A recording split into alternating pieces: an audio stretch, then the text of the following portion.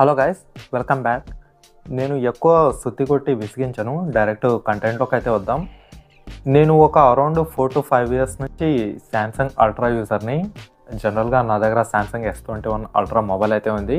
నేను త్వరలోనే ఈ యొక్క నోట్ సిరీస్ ఏవైతే మళ్ళీ ఎస్ సిరీస్కి షిఫ్ట్ అయినాయో, నోట్ సిరీస్ నాకు ముఖ్యంగా బాక్స్ డిజైన్లో చాలా అయితే ఇన్స్పైర్ చేసింది నన్ను. అందుకోసమే నేను ఆ యొక్క S24 S25 షిఫ్ట్ అవుదాం అనుకునే లోపల ఈ రకంగా అయితే జరిగింది.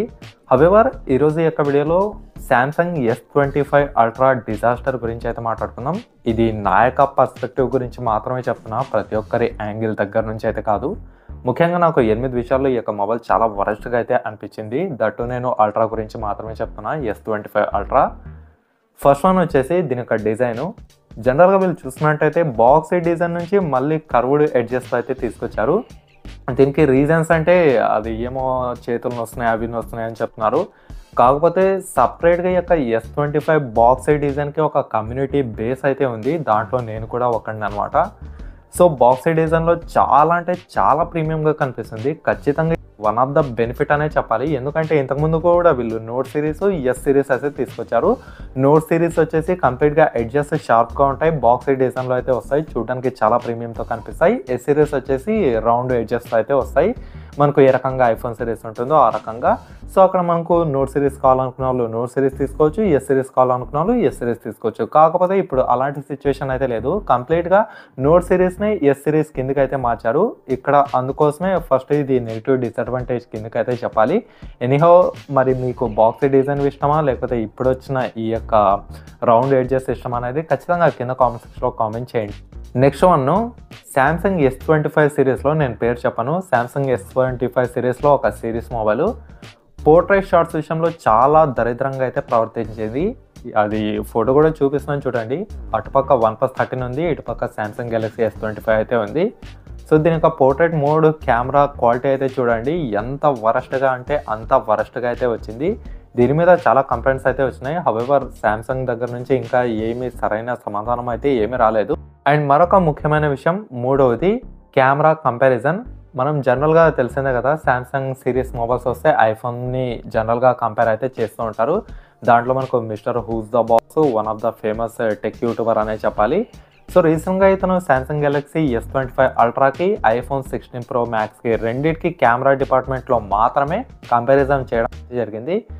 అట్ లాస్ట్ విన్నర్ మాత్రం ఐఫోన్ 16 Pro Max అయితే వచ్చింది. ప్రతి సంవత్సరం మనకు ఐఫోన్ కాకుండా శాంసంగే విన్ అయితే అయ్యి ఉండేది. కాకపోతే ఈ సంవత్సరం ఏమో కానీ శాంసంగ్ S25 అల్ట్రా, అది కూడా కొత్త మొబైల్, అది కూడా ఓల్డ్ మొబైల్ ఐఫోన్ 16 Pro Maxతో కంపేర్ చేస్తే ఓడిపోయింది. ఇది మాత్రం చాలా బాధాకరం అనే చెప్పాలి. మరి ఇది ఎందుకు ఇలా చేశారనేది నాకు కూడా అర్థమైతే కావడం లేదు. సో కొన్ని యాంగిల్స్లో మాత్రం పోర్ట్రైట్ షాట్స్లో శాంసంగ్ S25 అల్ట్రా మాత్రం చాలా దరిద్రంగా అయితే ప్రవర్తించింది. అండ్ మరొక ఫోర్త్ రీజన్ వచ్చేసి ఈ యొక్క S Pen ఏదైతే ఉందో దీనికి బ్లూటూత్ సపోర్ట్ అనేది కంప్లీట్గా అయితే రిమూవ్ చేశారు. అగైన్ ఈ యొక్క ఎయిర్ యాక్షన్కి సపరేట్ ఫ్యాన్ బేస్ అయితే ఉంది. కాకపోతే వీళ్ళు బ్లూటూత్నే తీసుకొని రావడం అయితే బ్లూటూత్నే ఎగరగొట్టారు. దీంట్లో బ్లూటూత్ ఉంటే చాలా ఎయిర్ యాక్షన్స్, తర్వాత వాయిస్, వీడియోస్ ఇవన్నీ జస్ట్ గెస్చర్స్ ద్వారానే వీళ్ళైతే దాన్ని యాక్సెస్ అయితే చేసుకునేవాళ్ళు. కాకపోతే ఇప్పుడు కేవలం ఇది S Pen అనేది ఒక సీదా పెన్ మాత్రమే, దీనికి ఎటువంటి ఎక్స్ట్రా పవర్స్ అయితే ఏమీ లేవు. అండ్ నెక్స్ట్ డిజైన్ గురించి మాట్లాడుకుందాం. వీళ్ళు ఇప్పటి నుంచి కాదు, శాంసంగ్ గెలాక్సీ S22 అల్ట్రా దగ్గర నుంచి S23 ultra, S24 ultra, S25 ultra same అదే డిజైన్తో, అదే కెమెరా మోడల్తో, అదే తొక్కలో 5 కెమెరాస్తో వీళ్ళు తీసుకుని రావడం అయితే జరిగింది. 5 కాదు 4 కెమెరాస్ అనమాట. సో ఇక్కడ డిజైన్ అయితే ఏమీ మారడం లేదు. ఇంతకుముందు అయితే తీసుకొచ్చేవాళ్ళు డిజైన్ రకరకాలుగా. ఇప్పటికైనా సరే వివో మొబైల్స్ కానివచ్చు, అక్కడ ఓప్పో సిరీస్ కావచ్చు, కెమెరా డిజైన్లో చాలా డిఫరెంట్గా అయితే తీసుకొస్తారు. హవాయి హానర్ కావచ్చు, వీళ్ళందరినీ ఖచ్చితంగా వీళ్ళు తీసుకోవాలి. కేవలం యాపిల్ని మాత్రమే తీసుకున్నట్టు కాదు, వీళ్ళు యాపిల్ ఫుట్ ప్రింట్స్ మీద కూడా నడుస్తున్నారు. అదైతే నేను అది కూడా చెప్తాను మీకు లైవ్గా విత్ ప్రూఫ్తో సహా నేనైతే చూపిస్తాను. సో డిజైన్ కూడా ఏమీ చేంజెస్ అయితే ఏమీ చేయడం లేదు. అసలు వీళ్ళు ఏం చేస్తున్నారో ఏం లేదో నాకైతే అర్థం కావడం లేదు. అగైన్ ఇది కూడా ఒక బిగ్ డిజాస్టర్ అనే చెప్పాలి. డిజైన్ పరంగా ఏమేమి చేంజెస్ అయితే తీసుకొని రావడం లేదు. అండ్ నెక్స్ట్ మరొకటి వచ్చేసి శాంసంగ్ గెలాక్సీ S24 సిరీస్ నుంచి కంప్లీట్గా ఫ్లాట్ డిస్ప్లే అయితే తీసుకొచ్చారు. ఇంతకుముందు కర్వ్ డిస్ప్లే అంటేనే ఇది గొప్ప గొప్ప వాళ్ళు యూజ్ చేసే మొబైలు, దీనికి కర్వ్ డిస్ప్లే ఉంది, ఎడ్జ్ డిస్ప్లే ఉంది అని చాలామంది అయితే అనుకునేవాళ్ళు. ఇప్పుడు చూసినట్టయితే కర్వ్ డిస్ప్లే పోయి మళ్ళీ ఫ్లాట్గా అయితే తీసుకొచ్చారు. మళ్ళీ ఫ్లాట్ అంటే మనకు గుచ్చుకోదా? ఫ్లాట్ అంటే కూడా మనకు గుచ్చుకుంటుంది. నేను ఫస్ట్ పాయింట్ కంపేర్ చేసి చెప్తున్నా. ఫస్ట్ వన్ వచ్చేసి మనకు ఎడ్జెస్ బాక్సీ డిజైన్లో వస్తుంది అంటే కుచ్చుకుంటుందని కొంతమంది చెప్తున్నారులేండి, అందరూ కాదు. మరి ఇక్కడ ఫ్లాట్ అనేది కూడా కుచ్చుకుంటుంది. ఎందుకంటే ఏదైతే ఈ యొక్క సైడ్ షేప్స్ ఉందో సామ్సంగ్ S25 Ultra అది కంప్లీట్గా ఫ్లాట్ ఇచ్చారు. Flat display with flat frame కూడా ఇవ్వడం అయితే జరిగింది. ఇది కూడా ఇలా హోల్డ్ చేసి పట్టుకుంటే ఖచ్చితంగా మనకు ఒక గంట పట్టుకుంటే ఖచ్చితంగా బాధాకరం వేస్తుంది. గంట వరకు ఎవడు పట్టుకుంటారంటే పట్టుకునే వాళ్ళు కూడా ఉన్నారులేండి. చూసినట్టయితే వన్ ఆఫ్ ద బ్రదర్ వచ్చేసి ట్వీట్ అయితే చేశాడు. ఇది చాలా వైరల్ అయితే అయ్యింది. ఆఫ్టర్ గేమింగ్ తర్వాత ఏదైతే ఈ యొక్క పబ్జీ, ఫ్రీ ఫైర్ ఈ గేమ్స్ ఉంటాయి కదా, ఈ యొక్క గేమ్స్ ఆడిన తర్వాత హీటింగ్లో OnePlus 13ని కంపేర్ చేసి అయితే చెప్పాడు. ఎందుకు ఇక్కడ OnePlus 13 కంపారిజన్ తీసుకున్నాడంటే దాంట్లో సగం కంటే తక్కువ ధరకే OnePlus 13 వస్తుంది. ఇది మాత్రం 1,30,000 ఉంది. అందుకోసం చెప్తున్నాడు.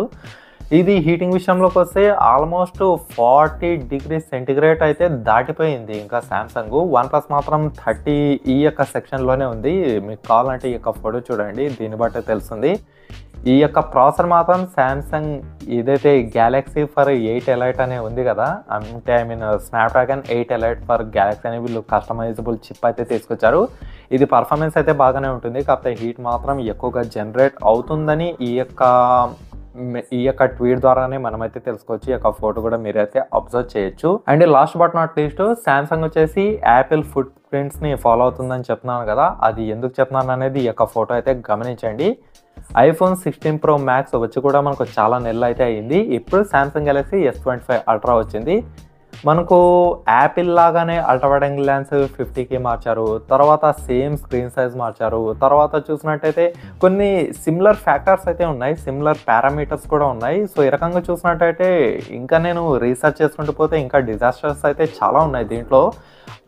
అలాగని నేను కంప్లీట్గా దీనికి ఇది అయితే నెగిటివ్ అయితే స్ప్రెడ్ చేయడం లేదు. But as a Samsung user వీళ్ళు ఎందుకు ఇలా చేస్తున్నారో నాకైతే అర్థం కావడం లేదు. ఒక ప్రీమియం మొబైల్, 1,30,000 మొబైల్ని ఇంత దరిద్రంగా తీర్చిదిద్దారంటే అది మనస్సాక్షిలో అనిపిస్తుందా లేదా నాకైతే అర్థం కావడం లేదు. ఇదనమాట ఓవరాల్గా చూసుకుంటే ఇక సామ్సంగ్ గెలాక్సీ S25 Ultra పైన నా యొక్క అభిప్రాయము. నేను ఎందుకంటే చాలా సంవత్సరాల నుంచి సామ్సంగ్ అల్ట్రా మొబైల్స్ అయితే వాడుతున్నాను. మరి మీరేమనుకుంటారు అనేది కింద కామెంట్ సెక్షన్లో కామెంట్ చేయండి. మరి రాబోయే S26 సిరీస్లో ఏమి ఎక్స్పెక్ట్ చేస్తున్నారు అనేది కూడా కింద కామెంట్ సెక్షన్లో కామెంట్ చేయండి.